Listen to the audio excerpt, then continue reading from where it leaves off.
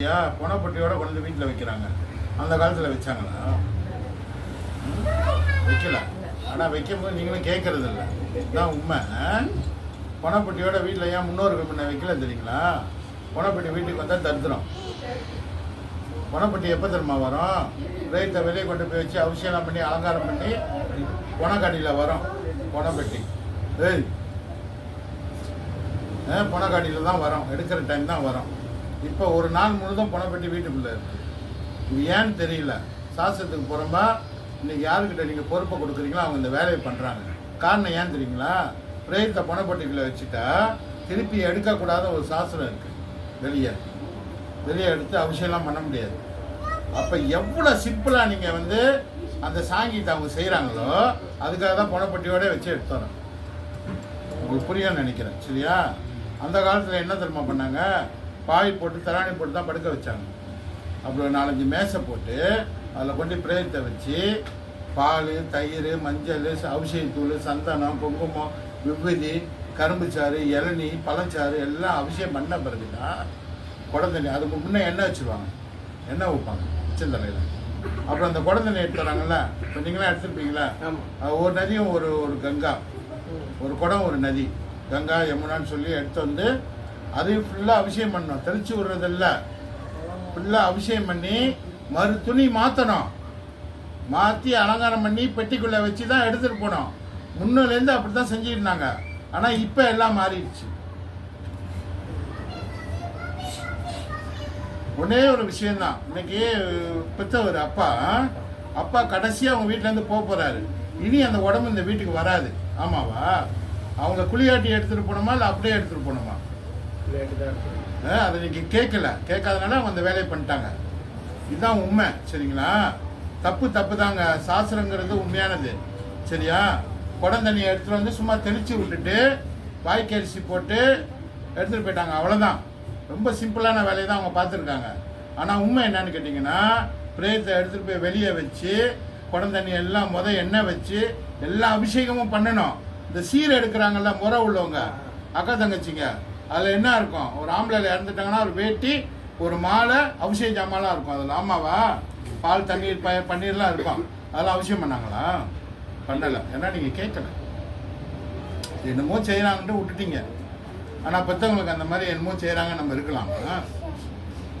அது தப்பு தானே? அது நல்லா தெரிஞ்சுங்க. பெற்றவங்க தான் நம்மளை சின்ன வயசுலேருந்து எப்படி குளிக்கணும்னு சொல்லி தராங்க. ஆமாவா?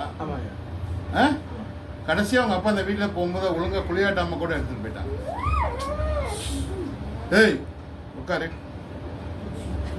உட்காரு பேசாம. குளியாட்டாம கூட எடுத்துகிட்டு போயிட்டாங்க. அது பாவம். அது ஏன் தெரியுங்களா? அந்த இப்போ இறப்பு வீட்டில் என்ன நடக்குதுன்னா வாழை வச்சு எண்ணெய் வைக்கிறாங்க. பார்த்துருக்கீங்களா இல்லையா? அது யாராவது கேள்வி கேட்டிருக்கீங்க? ஏன் வாழை வச்சு எண்ணெய் வைக்கிறீங்க கேள்வி கேட்டிருக்கீங்களா? கேட்காதனால தான் இன்னமும் நடந்துக்கிட்டு இருக்கு. உச்சந்தலையில் தான் எண்ணெய் வைக்கணும். இப்போ நம்ம ஒரு எண்ணெய் வச்சோம்னா குளிக்காமல் கோயிலுக்கு போகுமா? இப்போ நம்ம எண்ணெய் வச்சா, இப்போ தீபாவளிக்கு எண்ணெய் வச்சுட்டு குளிக்காமல் கோயிலுக்கு போவீங்களா? ஆனால் இப்போ சும்மா உப்புக்காக எண்ணெய் வைக்க சொல்கிறாங்க எல்லாரையும். அவங்க குளிப்பாட்டுறது இல்லை. குளிப்பாட்டுறதுன்னா என்ன? உடம்பு பூரா நனையணும். நனைஞ்சி துணி மாற்றணும். முன்னெல்லாம் அப்படி தானே செஞ்சாங்க. இப்போ செய்யறதில்ல மக்கள். நீங்கள் கேட்கறதில்ல. என்னமோ ஒரு ஆள்கிட்ட பொறுப்பை கொடுக்குறாங்க, அவங்க செய்கிறாங்க, அப்படின்னு நீங்கள் இருக்கீங்க. ஆனால் அந்த பாவம் யாருக்கு தெரியுமா செய்யுது? பிள்ளைங்களுக்கு தான். பெரியவங்க நீங்கள் கேட்கறது இல்லை. அவங்க அவங்க கடமைக்காக எவ்வளோ காசை வாங்கிட்டு ஹாஸ்பிட்டல்லையே நாங்கள் அதை செய்வோம் இதை செய்வோம்னு சொல்லி பொறுப்பை எடுத்துக்கிட்டு கடைசியாக எதுவுமே செய்யறதில்ல. ஒரு துணியை எடுத்துகிட்டு வாங்க, மாலையை வாங்கிட்டு வாங்கன்னு சொல்லி ஹாஸ்பிட்டல்லே அவசியம் பண்ணிட்டோம். எல்லாம் பண்ண வெறும் பச்சை தண்ணியில் குளிப்பாட்டி நீங்கள் குளிப்பாட்ட பார்த்தீங்களா? என்னன்னு குளிப்பாட்டினாங்க? பஸ் தானே குளிப்பாட்டினாங்க. வெறும் பஸ் தண்ணியில் குளிப்பாட்டி அழகுப்படுத்தி மாலையை போட்டு பெட்டியோட வீட்டுக்குள்ள அனுப்பிடுவாங்க. கடைசி வரைக்கும் பெற்றவங்களுக்கு ஒண்ணுமே செய்யறதில்ல. ஆனா காசை வாங்கிடுவாங்க. அது தப்பு இல்லையா? மக்கள் நீங்க இன்னைக்கு நான் ஏன் இதெல்லாம் டிக்டாக்ல போடுறேன்னா, பெற்றவங்களுக்கு முறையா செய்யணும். ஏன்னா அவங்களை சீராட்டி பாராட்டி அவங்களை எப்படி குளிக்கணும்னு சொல்லி கூட அவங்க தான் காமிச்சு அவங்களை வளர்த்தாங்க. கடைசியா வீட்டிலேருந்து போகும்போது அவங்களை ஒண்ணுமே செய்யாம எடுத்துட்டு போயிருக்கு. அது தப்பு இல்லையா? அது அந்த செய்யறவங்களுக்கு பாவம், பிள்ளைங்க நீங்களும் வந்து ஒரு ஆள்கிட்ட பொறுப்பை கொடுத்துட்டு அவங்க என்ன செய்கிறாங்களோ நீங்கள் பாருக்கீங்களா, அதுவும் பாவம். இது நல்லா தெரிஞ்சுக்கிங்க. முன்னாலாம் வந்து அப்படி இல்லைங்க, வெளியே எடுத்து வச்சு அவசியம் பண்ணி தான் பண பெட்டி எப்போ தெரியுமா வரும், எடுக்கும் போது பணக்காடியில் வரும். ஆமாம் தானே? இப்போ ஒரு நாள் முழுதும் 24 hours அந்த பிரேதம் வீட்டுக்குள்ளே இருக்குது. அதில் எவ்வளோ கிருமி நாசினி பூந்துருக்கோம். இப்போ இந்த படையல் இருக்குல்ல, இது ஒரு 4 மணி நேரம் ஆயிடுச்சுன்னா அதில் கிருமி நாசினி பூந்துடும். ஒத்துக்கிறீங்களா? ஒரு பிரேதம் 24 hours வீட்டில் பணப்பட்டியோடு இருக்கா, அதில் எவ்வளோ கிருமி நாசினி பூந்துருக்கும். அவசியம் பண்ணாமல் சும்மா குடம் தண்ணி எடுத்து தெளிச்சு போட்டு வாய்க்கு அரிசியை போட்டு எடுத்துகிட்டு போயிடுறாங்க. மக்கள் நீங்கள் வந்து கேட்காதனால தான் இன்றைக்கி இந்த அளவில் வந்து நிற்கிது. ஒரு ஆள்கிட்ட பொறுப்பை கொடுத்தா அதெல்லாம் செய்வீங்களா, மறுபடி மாற்றுவீங்களா? எங்கள் பெற்றவங்களுக்கு நல்லா செய்யணும், 50 ரூபாய் 100 ரூபாய் வேணால் கூட வாங்கிக்கிங்கன்னு சொல்லி செஞ்சு செய்யுங்க. செய்கிறாங்க, சொல்லணும். நீங்கள் சொல்லலைன்னா கடமைக்கு செஞ்சுட்டு எடுத்துகிட்டு போயிடும், ஆனால் காசை வாங்கிடும். இந்த தப்பு நடக்கூடாதுன்னு தான் இன்றைக்கி உட்காந்து நான் சொல்லிக்கிட்டு இருக்கேன். சரியா? இது தப்பு நடக்கூடாது. அவங்க அந்த பொறுப்பை எடுத்துக்கிறாங்கள, அவங்க எவ்வளோக்கு சிம்பிளாக செய்கிறாங்களோ அவங்க சிம்பிளாக செஞ்சுக்கிட்டு இருக்காங்க. அவ்வளோதான், இதுதான் உண்மை. ஆனால் நம்ம பெற்றவங்க அப்படி இல்லைங்க. நம்மளுக்கு உயிர் கொடுத்தவங்க, நம்மளுக்கு உயிர் கொடுத்தவங்க. இன்றைக்கி அப்பா இருக்கார் தெரியுமா, அவரோட உயிர் தான் அவங்களோட உயிர், அவரோட உயிர் தான் மகனோட உயிர். சரியா? ஒரே உயிர். அப்போ அவங்க ஒழுங்காக செய்யாமல் எடுத்துகிட்டு போகிறது அது தப்பு. ஏதோ ஃப்ரீயாக செஞ்சால் பரவாயில்ல, காசு வாங்குறாங்கல்ல. காசு வாங்கும்போது முறையாக செய்ய. நீ வர்ற குருக்களும் சரியில்லை, அவங்க சொல்கிறது தான் கேட்பாரு. ஏன்னா அவங்க தானே கூப்பிட்டாராங்க. நீங்கள் தனியாக குருக்கள் பார்த்தீங்களா? நீங்கள் தனியாக பார்க்கல, அவங்க சொல்கிறது தான் அவர் கேட்பார். சரி, ஒன்று சரி, நான் வந்து கருமாதிலேருந்து அப்படியே சொல்லிடுறேன். ஏற்பண்ணிக்கு வைக்கிற எண்ணெய் அந்த உடலை தூய்மைப்படுத்துறதுக்காக தான். அப்போ ஏற்பண்ணிக்கு நடக்கிற பூஜை அனைத்துமே இந்த உடல் தூய்மைப்படுத்துகிற அளவு தான் அமையுது. அவசியம் பண்ணுறது, எண்ணெய் வைக்கிறது, அந்த உடலை அலங்காரம் பண்ணி மயானத்துக்கு எடுத்துகிட்டு போய் எரிக்கிறதோ புதைக்கிறதோ அன்றைக்கி உடலை தூய்மைப்படுத்துகிறோம். சரியா? ஆனால் அந்த ஆத்மா ஒன்றும் தூய்மையாகல. அதுக்காக தான் எண்ணெய் வச்சவங்கெல்லாம் சைவமாக இருக்க சொன்னோம். ஆமாவா? அப்போ நீங்கள் சைவமாக இருந்தால் மட்டும் போதுமா? ஒழுக்கமாக இருக்கணும். சைவமாக இருந்துட்டு தகாத வார்த்தை பேசலாமா? பிறருக்கு சாபம் விடலாமா? இல்லை. ஏன் தெரியுங்களா? இன்றைக்கி ஒரு கோயிலில் நம்ம வந்து ஒரு நேர்த்திக்கடை செய்ய போகிறோம், ஒரு தீ மிதிக்க போகிறீங்க, காவடி எடுக்க போகிறோம், எவ்வளோ பயபக்தியாக இருக்கணும். அதே மாதிரி தான் இருக்கும். இதுதான் உண்மை. சும்மா சைவமாக இருந்துட்டு என்ன வேணால் செய்யலாமா? இல்லை. அதுக்கு நீங்கள் சைவமாகவே இருக்காமல் இருந்துடலாம். சரியா? 14 நாள் நீங்கள் சைவமாக இருக்க தான் இந்த ஆத்மா கடவுள்கிட்ட போகக்கூடிய தன்மை அடையும். ரெண்டாவது, இந்த ஏரோப்ளேன் இந்த என்னது ஏரோப்ளேன் அவங்க அங்கே முடிச்சுட்டு வந்தோடனே இங்கே விளக்க வச்சு டெய்லி சாப்பாட்டு, காலைல பசியார, மத்தியானம் சாப்பாட்டு, நைட்லாம் வைக்கிறீங்கள சைவமா. அப்போ அந்த சாப்பாட்டை வந்து நீங்கள் சாப்பிடக்கூடாது. இது பெரியவங்க நீங்களும் தெரிஞ்சுக்கிங்க. இந்த 14 நாள் நீங்கள் வைக்கிற சாப்பாட்டை இவருக்கு சாப்பிடக்கூடாது. ஏன் தெரியுங்களா? அவர் ஆத்மா ஒன்று பூமியில் தான் இருக்குது. அப்போ நீங்கள் லெஃப்ட் சைடில் படையல் போடுவீங்க. இன்றைக்கி ஏன் ரைட் ஹேண்ட் சைட் போட சொன்னேன்னா, அவங்க கடவுள்கிட்ட போயிட்டாங்க. அதனால் ரைட் ஹேண்ட் சைடாக போட சொன்னேன். இந்த ஆத்மா ஒன்றும் கடவுள்கிட்ட போகாமல் இருக்கிற வரைக்கும் லெஃப்ட் சைடில் தான் நீங்கள் படையல் போடுவீங்க. அந்த படையலை நம்ம சாப்பிட்றதில்ல. சரியா? இன்றைக்கி நீங்கள் வச்சது சாப்பிட்லாம். ஏன்னா ரைட் ஹேண்ட் சைடு கடவுள்கிட்ட போயிட்டாரு. எப்போ நீங்கள் கருமாதை முடித்து அந்த மத்தியானம் ஒரு படையல் வைக்கிறீங்க தெரியுமா, அப்பயே ரைட் ஹேண்ட் சைடு நீங்கள் படையல் போட ஆரம்பிச்சிடனா ஒரு கடவுள் சாமிகிட்ட போயிட்டார். சரியா? அதோட இறந்தவங்களுக்கு எப்போதுமே ரைட் ஹேண்ட் சைடு தான், லெஃப்ட் சைடு இல்லை. இதையும் தெரிஞ்சுக்கிங்க. நீங்கள் தீபாவளி படையல் போட்டாலும் சரி, எப்போ போட்டாலும் ரைட் ஹேண்ட் சைடு போடுங்க. லெஃப்ட் சைடு வந்து ஏரோப்ளேன் கருமாதை வரைக்கும் தான். இது கூட சில பேருக்கு தெரியுறதில்லை. சரி, புரியுதாம்மா? சரி, இந்த திதி எதுக்காக செய்யறதுன்னு சொல்லி விளக்கம் சொல்லிடுறேன். இன்றைக்கி அப்பா இல்லை. இப்போ பிள்ளைங்க ஏன் பெற்றவங்க தான், பெற்றவங்களுக்கு மகன், அப்பாவுக்கு கடைசி பிள்ளையும் அம்மாவுக்கு தலைச்ச பிள்ளையும் ஏன் கொல்லி வைக்க சொன்னாங்கன்னா, அப்பா அம்மாவோட கர்மா அனைத்துமே மகன்கிட்ட தான் இருக்குது, மகக்கிட்ட இல்லை.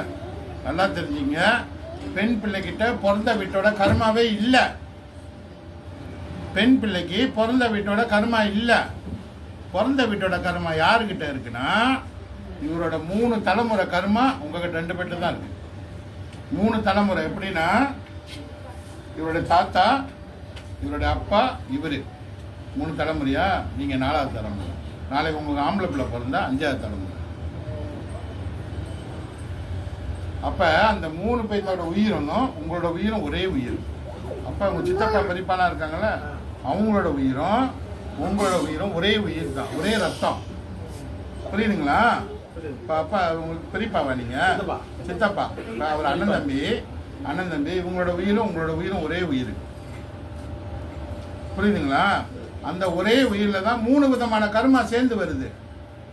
3 விதமான கர்மான்னு என்னன்னு கேட்டிங்கன்னா, உங்கள் தாத்தா இருக்காருல்ல, உங்கள் கொள்ளு தாத்தாவுக்கு ஒழுங்காக பூஜை செஞ்சாரா? நீங்கள் பார்த்தீங்களா? இல்லை. சரியா? சரி, உங்கள் அப்பா உங்கள் தாத்தாவுக்கு ஒழுங்காக திதி கொடுத்தாரா? இல்லை. அப்போ அது கர்மாவாக வந்து அப்படியே இவங்ககிட்டலாம் வந்து உங்ககிட்ட வந்து இவர்கிட்டே வந்துடும். நாளைக்கு உங்களுக்கு ஆம்பளை பிள்ளை பிறந்தா சேர்ந்து வந்துடும். உங்களுக்கு ஆம்பளை பிள்ளை இருக்கா? சரி, ஆம்பளை பிள்ளை இருந்தால் நில்லுங்க விளக்கலாம், அப்புறம் நான் சொல்லி முடிச்சிடுறேன். சரி, அந்த 3 விதமான கர்மா வந்து ஒன்று வந்து ஜெனரேஷன்லேருந்து வர்றது, முன்னோர்களுக்கு ஒழுங்காக பூஜை பண்ணணும். சரியா? இன்னொரு கர்மா இருக்கு. இன்னொரு கர்மானா என்னன்னு கேட்டிங்கன்னாம்மா, இப்போ உங்களோட மாமனார் மாமியார் இருக்காங்கல்ல, வாழும்போது செய்கிற நன்மைகள், ஒரு கணவன் மனைவி பிரிந்திருந்தால் ஒன்று சேர்த்து வைக்கிறது, ஒரு பையன் தகாத வழிக்கு போனால் நல்வழி கொண்டு வர்றது, கோதானம்னா மிருகத்துக்கு சாப்பாடு கொடுக்குறது, எல்லா மிருகமும் கோதானம், மிருகத்துக்கு சாப்பாடு கொடுக்குறது, வஸ்திரதானம், ஏழைங்களுக்கு துணி வாங்கி கொடுக்குறது, ரத்த தானம் பண்ணுறது, அன்னதானம் பண்ணுறது, இதெல்லாம் வந்து பிரார்த்த கர்மா, புண்ணியம். அந்த புண்ணியமும் அவங்க ஜெனரேஷன் அப்படியே இவருக்கு வந்து பேரப்பிள்ளைக்கு வந்துடும், மெயினாக ஆம்பளை பேரப்பிள்ளை. சரியா? இன்னொரு கர்மா இருக்குண்ணே, இதுதான் ரொம்ப முக்கியமாக கேட்டுக்கணும். நம்ம நினைக்கலாம் வாழும்போது என்ன வேணால் பண்ணிடலாம், என்ன வேணால் பண்ணலாம், ஆனால் நம்ம பிள்ளைங்க மட்டும் நல்லா இருக்குன்னு நினைக்க முடியுமா? அது சொல்கிறேன். இன்றைக்கி வாழும்போது தகாத செயல் செய்கிறது, பிறரை துன்புறுத்துறது, ஏமாத்துறது, பொய் சொல்கிறது, தகாத வேலை செய்கிறது, இது எல்லாமே அப்படியே இருந்து மெயினாக ஆம்பளை பிள்ளைக்கு போயிடும். உங்ககிட்ட இருந்து ஆம்பளை பிள்ளைக்கு போயிடும். நம்புறீங்களா? நம்பலையா? எங்கே உங்கள் ஒய்ஃபு? சரி, உங்களை வச்சு ஒரு 2 பற்றி வச்சு ஒரு சின்ன கதை சொல்கிறேன். உங்களுக்கு ஆம்பளை பிள்ளை இல்லை, மேபி இதுக்கு மேலே பிறக்கலாம்ல. எங்கள் வீட்டில் மூத்த பிள்ளை ஆம்பளை பிள்ளையா நீங்கள்? அப்போ உங்களுக்கு ஆம்பளை பிள்ளை பிறக்க வாய்ப்பு இருக்குங்க. உங்கள் 2 பேரை வச்சு ஒரு சின்ன கதை. இன்னைக்கு நீங்கள் ஒரு ஜோருக்கு வேலைக்கு போயிட்டீங்கன்னு வச்சுங்க. சரி, அதுக்கு முன்னாடி நான் ஒன்றுன்னு சொல்லிடுறேன். இன்னைக்கு கல்யாணம்னா முக்கியமானது என்னது? மாங்கல்யம். மாங்கல்யம். சரியா? மாங்கல்யம் எல்லாமே 108 விதமான மாங்கல்யம் இருக்குது. எல்லாமே தங்கத்தில் தான் இருக்குது. எதுவும் வைரத்தில் யாரும் செய்யலை. வைரத்தோட விலை கூட இருக்குது, பவளம், அதுலேயும் செய்யலை. அதோட விலை கூட ஒன்று இருக்குது, மாணிக்கம், அதுலேயும் செய்யலை. இன்னும் விலை கூட இருக்குது, மரகதம், அதுலேயும் செய்யலை. இன்னும் நம்ம பார்க்காத விஷயம் ஒன்று இருக்குது, நாகரத்னம், அதுலேயும் செய்யலை. ஆனால் தங்கத்தில் தாலி செஞ்ச காரணம் என்னன்னு கேட்டேன். அண்ணா கொஞ்ச நேரம் இருங்கண்ணே. அழுவுது, பால் பிள்ளைய தூக்கி வச்சுக்கிறீங்களா? சரி, தங்கத்துல தான் தாலி கட்டுறாங்க. ஆமாவா? எங்க போறீங்க நீங்க? கொடுங்க அப்படியே. சரி, இன்னைக்கு தங்கத்துல தாலி கட்டுற காரணம் என்ன தெரியுங்களா? இன்னைக்கு பஞ்சபூதத்தோட சக்தி இழுக்கக்கூடிய தன்மை தங்கத்துக்கு தான் இருக்கு, வைரத்துக்கோ பவளத்துக்கோ மாணிக்கத்துக்கோ இல்லை. அதனால தான் கோயிலில் வந்து கோபுரம் இருக்குல்ல, மூலஸ்தான கோபுரம் இருக்குல்ல, அது அண்ணாந்து பார்த்தீங்கன்னா தங்க கலரில் தான் இருக்கும். பார்த்துருக்கீங்களா? குளிக்கிறீங்க? பார்த்தது இல்லையா? கோயிலுக்கே போட போகிறீங்க. ரொம்ப கோயில் அந்த ஸ்தூபி, அந்த கலசம் வந்து தங்கத்தில் தான் இருக்கும். ஏன் தெரியுங்களா? இந்த பஞ்சபூதத்தோட சக்தியை அப்படியே இழுத்து அப்படியே அந்த சக்தி வந்து மூலஸ்தான சாமிக்கு வரும், கீழே சாமிக்கு வரும். அங்கேருந்து குருக்கள் உங்களுக்கு தீவாதனை காமிச்சு கொடுக்கும்போது ஒரு பழமொழி சொல்லுவாங்க, ஆலயம் தொழுவது சாலம் நன்று. அப்படின்னா ஆலயத்துக்கு போனால் நல்ல ஒரு தெய்வீகமோ நல்ல ஒரு புத்துணர்ச்சியோ நல்ல லட்சுமி கடாச்சரமோ நம்மளுக்கு கிடைக்கும். இப்போலாம் ஆலயத்துக்கு போகிறாங்களா இல்லையான்னு தெரியல. சரியா? அப்போ இன்னைக்கு மாங்கல்யம் வந்து என்ன விசேஷம்னா, ஒரு பெண்ணுக்கு தாலி கட்டும் போது அங்கே குருக்கள் வந்து ஒரு மந்திரம் சொல்லுவார். மாங்கல்யம் தந்து நானி. நான் சொன்னீங்களா? சொல்லியா? சரி, அதுக்கு அர்த்தம் என்னன்னு கேட்டால், இல்லை அவர் ஒன்றுன்னா சொல்லி, இப்போ நான் சொன்னாலும் அந்த மாதிரி ஒன்றுன்னா சொல்லுவார். அதுக்கு என்ன அர்த்தம் என்னன்னு கேட்டிங்கன்னா, கல்யாணம் பண்ணுறதுக்கு முன்ன ஒரு என்னன்னா, பெண்ணே நான் உனக்கு வந்து மாங்கல்யம் சூட்டுறேன், இந்த மாங்கல்யம் வந்து ஒரு மகாலட்சுமி 16 செல்வத்தோட என்னோட இன்பமாக வாழ வேணும்னு சொல்லி அந்த மாங்கல்யம் சூட்டுறது ஒரு பொண்ணுக்கு. அதுதான் அதோட அர்த்தம். சரியா? 16 செல்வத்தோட என் கூட நீ வாழ வேணும் இன்பமாக அப்படின்னு சொல்லி கட்டுறது அந்த தாலியை. ஆனால் அந்த தாலி தங்கம். சரியா? நீ தாலி கட்டிட்டீங்க. சரி, இன்னைக்கா ஒரு நாள் ஜோருக்கு வேலைக்கு போயிட்டீங்கன்னு வச்சுக்கோங்க. இந்த முடிச்சிடுறேன். ஜோருக்கு வேலைக்கு போயிட்டீங்க, ஒரு நாள் ஏதோ அவசரமாக போயிருக்கீங்க, ஒய்ஃபு இங்கே இருக்காங்க. சரியா? அப்போ ஜோருக்கு வேலை போயிட்டீங்க. இவங்க தவு சம்பல் செஞ்சால் கொஞ்சம் ஸ்பெஷலாக செய்வாங்கன்னு வச்சுங்களேன். உங்களுக்கு ரொம்ப பிடிக்கும்னு வச்சுங்களேன். உங்களுக்கு புரியறதுக்காக ஒரு கதை சொல்கிறேன், சரியா? அப்போ நீங்கள் ஜோரில் லஞ்ச் எடுக்கிறீங்க, ரெஸ்டாரண்ட்டில் சாப்பிட்றீங்க, தவு சம்பல் எடுக்கிறீங்க, நல்லா இல்லை. 300 சொச்ச கிலோமீட்டர்லேருந்து உங்களை நினைக்கிறீங்க, சரியா? ஆமாம் தானே? ஒய்ஃபை நினைக்கிறீங்க, ஒய்ஃப் செஞ்சால் நல்லா இருப்பேன், நல்லா இல்லையே, வீட்டில் போய் செய்ய சொல்லுவோன்னா ரெஸ்டாரண்ட் உட்காந்துக்கிட்டே நினைக்கிறீங்க. ஆனால் நீங்கள் ஜோரில் வேலையை முடிச்சு வீட்டுக்கு வரீங்க, அன்றைக்கி அவங்க தவு சம்பல் செஞ்சு வச்சுருக்காங்க. நீங்கள் சொல்லவும் இல்லை. எப்படி நடந்துச்சு இது எப்படி தெரியுமா நடந்துச்சு? நீங்கள் எவ்வளோ தூரத்துலேருந்து மனைவியை நினைத்தார் அந்த பஞ்சபூத சக்தி அப்படியே இழுத்து உங்கள் மாங்கல்யத்துக்கு வந்து உங்கள் மூளைக்கு வந்துடும். இவங்களா செய்வாங்க. இதுதான் உண்மை. இல்லைன்னா தாலி கட்ட தேவையே இல்லை, தாலி கட்டாமே வாழ்ந்துடலாம். ரெண்டாவது ஒன்று, ஆண்கள் கல்யாணம் பண்ண போகிற ஆண்கள், கல்யாணம் பண்ணாத ஆண்களுக்கு ஒரு விஷயம், ஒரு மெசேஜ் சொல்கிறேன், சரியா? கல்யாணம் பண்ணிட்டு வெளியில் ஏதாச்சும் ஒரு தப்பு பண்ணீங்கன்னா, ஏதாவது ஒரு தப்பு பண்றீங்க, ஆனா அது ஏதாவது ஒண்ணு இல்ல இல்ல, சரி அமைதி. ஏதாவது தப்பு பண்றீங்க, ஒரு நிமிஷம் மனைவியை நினைக்கிறீங்க, ஆஹா இந்த விஷயம் தெரிஞ்சுன்னா நம்ம செத்தோம்டா நினைக்கிறீங்கல்ல, அவங்க நினைச்சிட்டீங்க, உடனே 2-3 நாள்ல கண்டுபிடிச்சிருவாங்க. இந்த ஆள் என்னமோ பண்றாருன்னு கண்டுபிடிச்சிருவாங்க. அதனாலதான் இந்த மாங்கல்யத்துக்குள்ள மகிமை. கணவர் எவ்வளவு தூரத்திலிருந்து மனைவியை நீங்க நினைக்க உங்களோட 3 தலைமுறை கர்மா, நீங்க நினைக்கிறீங்களே உங்களை, உங்க 3 தலைமுறை கர்மா உங்களுக்கு மாங்கல்யம் மூலியமா போயிருது.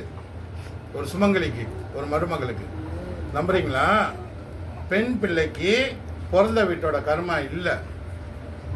எங்க அவங்க தங்கச்சி, அவங்களுக்கு பிறந்த வீட்டோட கர்மா இல்லை. கல்யாணம் பண்ண பிறகு அவங்க புருஷனோட கர்மால தான் வாழ்வாங்க. கொஞ்ச நேரமா அதை முடிஞ்சு. அப்ப அந்த உங்களோட ஜெனரேஷன் கர்மா அவங்களுக்கு போதில்ல, உங்களோட 3 தலைமுறை கர்மா அவங்களுக்கு போயிடும். கர்ப்பம் தெரிக்கும் போது, ஒரு சுமங்கலி கர்ப்பம் தெரிக்கும் போது முதல்ல உருவாகிறது என்னன்னு கேட்டிங்கன்னா ஹார்ட் பீட், அதுக்கப்புறம் மூளை. இதே ஆம்பளை பிள்ளையா இருந்துச்சுன்னா அந்த மூளையில வந்து உங்களோட 3 தலைமுறை கர்மா மூளையிலே அந்த பிள்ளைக்கு போயிடும். இதுதான் உண்மை. இப்போ உங்களோட 3 தலைமுறை கர்மா அம்மா மூலியமா உங்களுக்கு வந்துருச்சு, சரியா? அடுத்து உங்க பிள்ளைக்கு போகும். சரி, இதை எப்படி குறைக்கிறதுனா, இன்னைக்கு அப்பாவோட உயிர் தான் நீங்க, சரியா? அப்பா இல்லாம இந்த பூமிக்கு நீங்க வரல, நம்ம ஒன்றும் வானத்திலே குதிக்கல. அப்பா உங்களோட வாழ்ந்து உங்க கர்ப்பத்தில் உங்களை சுமந்து பெத்தாங்க, சரியா? அப்ப பெத்தவங்களுக்கு நீங்க முறையா திதி கொடுக்கலைன்னா அது அப்படியே நின்றும். அந்த கர்மா நின்றுட்டு உங்க பிள்ளைக்கு தான் பாதிப்பாது. வேணா ஆம்பளை பிள்ளைக்கு பாதிக்கும். அவனுக்கு ஒரு நல்ல வாழ்க்கை அமையாது, அப்படியே அமைஞ்சாலும் அது சரியா இருக்காது. நல்ல ஒரு வெற்றிகரமான ஒரு வாழ்க்கை அமையாது, நல்ல செல்வமா இருக்க முடியாது. இப்படி நிறைய தடைகள் வரும். ஆனா பெத்தவங்களுக்கு வருஷம் நீங்க திதியை கொடுத்துட்டீங்கன்னா எந்த ஒரு குறையும் இல்லாம நல்லபடியா வாழலாம். இதுதான் உண்மை. சரி, எவ்வளவு நேரம் திதி கொடுக்கலாம் அப்படின்னு கேட்டீங்கன்னா, 3 வருஷமா இல்ல, 12 வருஷமா இல்ல. நம்ம அப்பா அம்மா நம்மளை வந்து எத்தனை வயசு வரைக்கும் வளர்த்தாங்க? உங்களை உயிர் உள்ள வரை. என்ன முடிக்கிறீங்க? உங்களுக்கு 28 வருஷமா அப்பா கூட இருந்திருக்காரு, அம்மாவா உங்களை பார்த்துருக்காரு. ஆனா நீங்க மட்டும் எனக்கு அப்பாவுக்கு 3 வருஷம் செஞ்சா போதும்னு நினைச்சா நியாயமா தப்பா? அப்ப பெத்தவங்களை அலட்சியப்படுத்துறீங்க. அப்படி அலட்சியப்படுத்துனீங்கன்னா நாளைக்கு இந்த உலகத்துல நீங்க இல்லாதப்ப உங்க பிள்ளை உங்க பையன் அலட்சியப்படுத்துங்க. மறந்துடாதீங்க. நீங்க என்ன செய்றீங்களோ அதுதான் ரொட்டேஷன். பெத்தவங்க இல்லை, அவர் உயிர் கொடுத்தவர். அவருக்கு வருஷம் நீங்க எல்லாம் அண்ணன் தம்பிங்க எல்லாம் ஒன்று கூடி இந்த திதியை செஞ்சுக்கிட்டு வந்தீங்கன்னா உங்க ஜெனரேஷன் கர்மா குறையும், சரியா? இல்லைன்னா குறையாது, அப்படியே நிற்கும். நின்று ஆம்பளை பிள்ளைக்கு போயிடும். சரி, உதாரணம் வச்சுங்களேன். இன்னொரு விஷயம் சொல்லிடுறேன். இப்போ அம்மாவுக்கு எல்லாமே பொம்பளை பிள்ளையா பிறந்துட்டாங்கன்னு வச்சுக்கோங்க. 3 பேரும் பொம்பளை பிள்ளையா பிறந்துட்டாங்கன்னா ஐயாவுக்கும் கர்மா இல்லை, அம்மாவுக்கும் கர்மா இல்லை, ஜெனரேஷன் முடிஞ்சு. பொம்பளை பிள்ளைய பெற்றவங்க எல்லாமே பொம்பளை பிள்ளையா பெற்றவங்களுக்கு புண்ணியம் செஞ்சவங்களாம். எப்படின்னா, இந்த பூமியில் வாழ்கிற வரைக்கும் தான். இறந்து போன பிறகு அந்த ஆத்மா திருப்பி கடவுள் இங்கே பூமிக்கு வராது, கடவுள் கூட இருந்தது. ஆனால் ஆம்பளை பிள்ளைய செத்தவங்க பாவம் செஞ்சவங்கள ஜெனரேஷன் ஸ்டார்ட் ஆகுது, ஜெனரேஷன் வலுப்படுது. அதுக்காக தான் ஆம்பளை பிள்ளை பிறக்குது. சரி, எதாவது கேள்வி இருந்தால் இப்போ கேட்கலாம். எதாவது கேள்வி டவுட் இருந்தால்